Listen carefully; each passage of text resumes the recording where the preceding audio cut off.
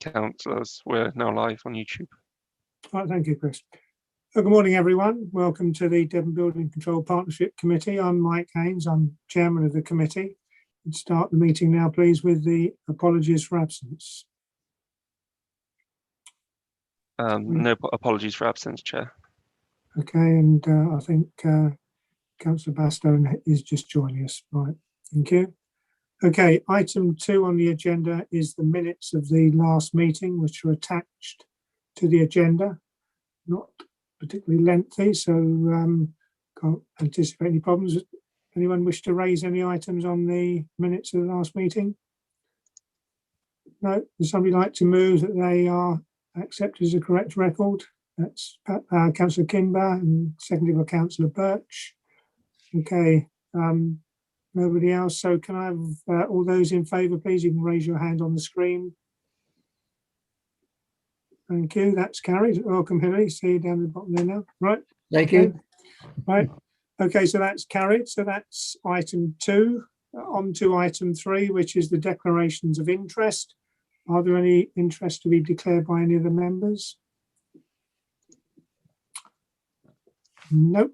Okay, if we can move on then to item 4, which is Chair's announcements.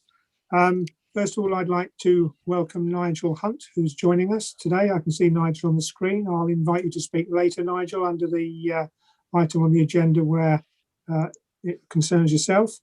And not unrelated to that, the other announcement I'd have to make is that this is, of course, the last meeting that Andrew Carpenter will be with us in his role, as he is retiring at the end of March. I might say a bit more later, but I would say at this point, obviously Andrew's been involved for a very long time in building control.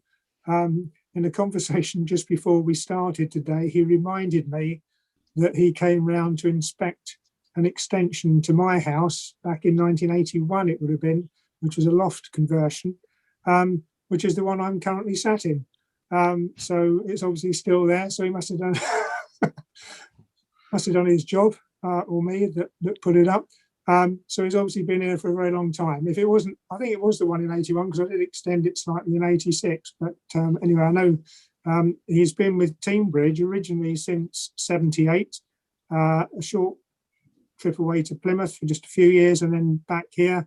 And obviously with Devon Building Control Partnership since it was set up many years ago now, and I can't even remember when, but it was, it seemed to ring a bell 2003 or thereabouts. I know it was under Reg at that time, and then there was Roger, and then Andy's been our head for some number of years. So can I publicly, on everyone's behalf, wish Andy a well-earned retirement. I'm sure you'll find lots of other things to do.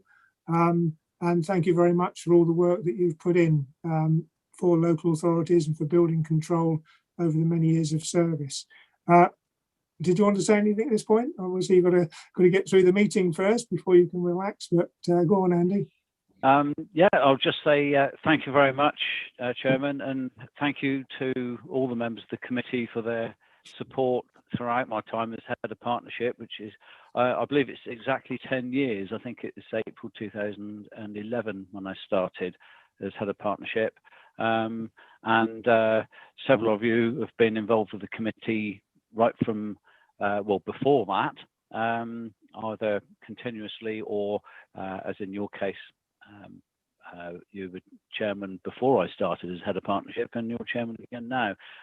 So thanks to all of you for all your support on the way.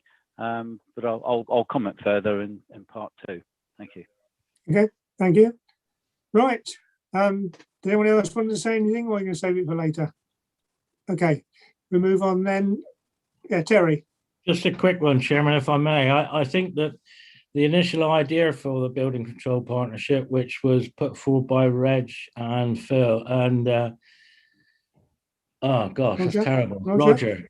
Roger, yes. Originally, I mean, they would be absolutely amazed at what we've got grown to now. And you know, Andy has done a brilliant job in guiding us to where we are as the head of survey, you know, head officer. So, I think those two gentlemen, if they were still with us, they'd be immensely proud of what, their original idea has come to, and what Andy has achieved since he took over from Roger as head of partnership. Yeah. Thank you. Okay, thank you. Hilary? As you am I? No, I'm not muted, am I? No, I'm here. Yeah. You're fine, yeah. As Team Bridge and West Devon had their say, I don't want to repeat what you both said, because you both said some very nice words, and I agree with everything you said on behalf of South Hams. Yes, Andy, you've been most helpful to us all along since you've been head of the partnership.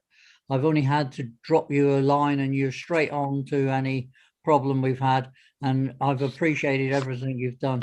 We have met socially on a couple of occasions, but I won't go into those for obvious reasons. But yes, thank you for everything you've done on behalf of the three councils, and particularly on behalf of South Hams.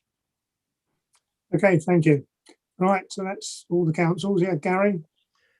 Yes, just a short note of thanks also to Andy from myself at Team Bridge. Yes, it's been great working with you, Andy, and the team that you've built up, that you've supported at Team Bridge as well, and all the work you've done for the partnership. Many thanks, and yes, and do enjoy your retirement. Right, thank you. Okay, so nothing else under Chairman's announcements. So if I move on now to item 5, which is the operational report, part 1. So if I could hand over to Andy to go through this, please.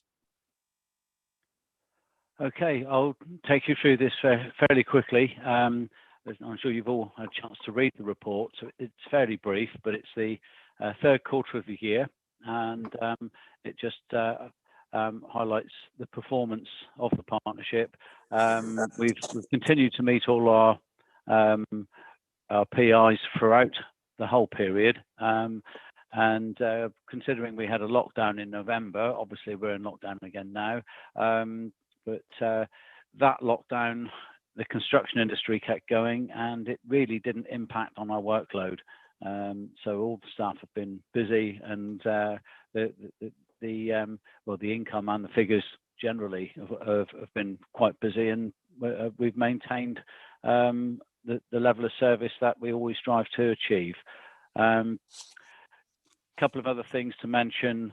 One of our surveyors left at the end of September. He moved on to a surveyor carrying out warranty inspections, and also they carry out approved inspector work as well. We advertised the post, and we've successfully managed to appoint somebody who will be starting. I'm not sure of the confirmed date yet, but I understand it's probably in May.